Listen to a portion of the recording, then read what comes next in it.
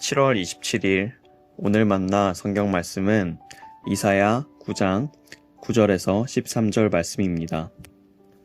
모든 백성 곧 에브라임과 사마리아 주민은 하나님께서 그들을 심판하신 것을 마침내는 알게 될 터인데도 교만하고 오만한 마음으로 서슴지 않고 말하기를 벽돌집이 무너지면 다듬은 돌로 다시 쌓고 뽕나무가 찍히면 백향목을 대신 심겠다 한다. 이 때문에 주님께서 그들을 치시려고 르신의 적을 일으키셨고 그들의 원수를 부추기셨다. 동쪽에서는 시리아 사람들이, 서쪽에서는 블레셋 사람들이 그 입을 크게 벌려서 이스라엘을 삼켰다.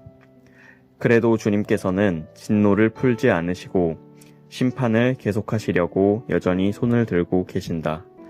그런데도 이 백성들은 그들을 치신 분에게로 돌아오지 않았고 만군의 주님을 찾지도 않았다. 아멘. 오늘 만나로 만나주시는 하나님을 기대합니다. 오늘 말씀은 북이스라엘에 대한 심판 선언입니다. 우리는 흔히 북이스라엘이 왜 멸망했는지를 이야기할 때 우상 숭배나 정치적인 실패를 먼저 떠올립니다. 물론 그것도 중요한 이유였습니다. 그러나 이사야는 조금 다른 시선으로 그 원인을 바라봅니다. 그는 공동체의 실패를 이야기하기 전에 먼저 개인의 삶에 집중합니다. 이사야 9장을 따라가다 보면 그 흐름이 분명하게 나타납니다. 처음에는 백성의 교만이 드러나고 이어 지도자의 타락이 나타납니다. 그 다음에는 공동체 안에서 서로를 해치는 모습이 이어지고 마지막에는 사회 정의가 무너져 힘없는 사람들을 억압하는 모습으로까지 발전합니다. 이 흐름을 보면 공동체의 부패는 어느 날 갑자기 찾아온 것이 아니었습니다. 한 사람의 마음에서 시작된 죄가 공동체를 병들게 하고 지도자의 타락으로 이어진 상황은 결국 사회 전체를 무너뜨렸습니다. 오늘 본문은 그 출발점을 보여주는데요. 10절 말씀입니다. 벽돌집이 무너지면 다듬은 돌로 다시 쌓고 뽕나무가 찍히면 백향목을 대신 심겠다 한다.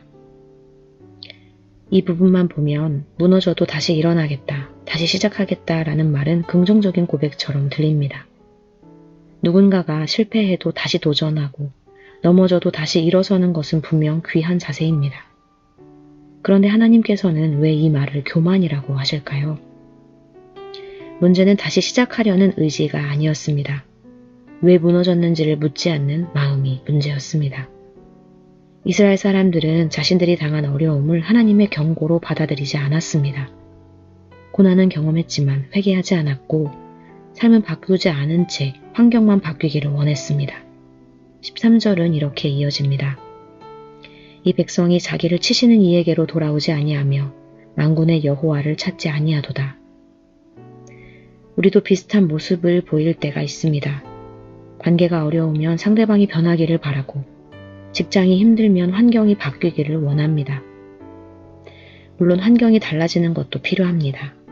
그러나 오늘 말씀은 그보다 먼저 하나님께로 시선을 돌리도록 하나님을 찾도록 우리를 초대합니다. 그들의 무너짐은 하루아침에 시작되는 것이 아니었습니다. 하나님을 의지하기보다 자신의 방법을 먼저 찾게 되는 작은 마음, 하나님의 뜻을 묻기보다 자신의 판단을 앞세우게 되는 작은 생각이 조금씩 쌓여갔습니다. 그리고 그 작은 마음은 개인에게만 머물지 않았습니다. 개인의 생각은 결국 공동체의 분위기가 되었습니다. 그래서 이사야는 공동체의 부패를 말하기 전에 먼저 한 사람을 바라보게 합니다. 공동체의 모습도, 가정의 모습도, 사회의 모습도 결국 그 안에서 살아가는 사람들의 마음과 삶이 모여 만들어지기 때문입니다. 사랑하는 성도 여러분, 공동체의 변화는 하나님께 마음을 돌리는 한 사람에게서 시작됩니다. 하나님께서는 오늘 우리에게 완벽함을 요구하시기보다 나에게 돌아오라고 말씀하십니다. 한 사람의 삶이 하나님께로 향할 때 그 변화는 그 사람에게서 멈추지 않습니다. 가정의 작은 변화가 일어나고 공동체의 새로운 생명이 흐르기 시작합니다. 다른 사람의 변화를 기다리기보다 하나님의 말씀 앞에 우리의 마음을 비추어 보고 하나님의 음성에 다시 귀 기울이는 하루가 되기를 소망합니다. 기도하겠습니다. 하나님, 우리 한 사람 한 사람이 하나님께 가까이 나아갈 때 가정이 새로워지고 공동체가 더욱 건강해지며 우리가 있는 곳마다 하나님의 사랑과 정의가 흘러가게 하옵소서. 예수님의 이름으로 기도합니다. 아멘.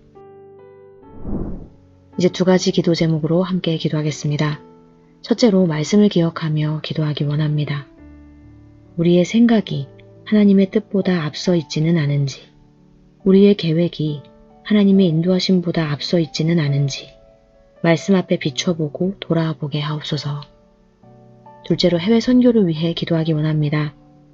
공동체의 회복이 하나님을 향한 한 사람의 마음에서 시작되는 것처럼 각 선교지에서도 하나님을 온전히 의지하는 한 사람을 통해 가정이 변화되고 공동체가 새로워지는 은혜를 누리게 하옵소서. 이렇게 기도하신 후에 개인 기도하시겠습니다.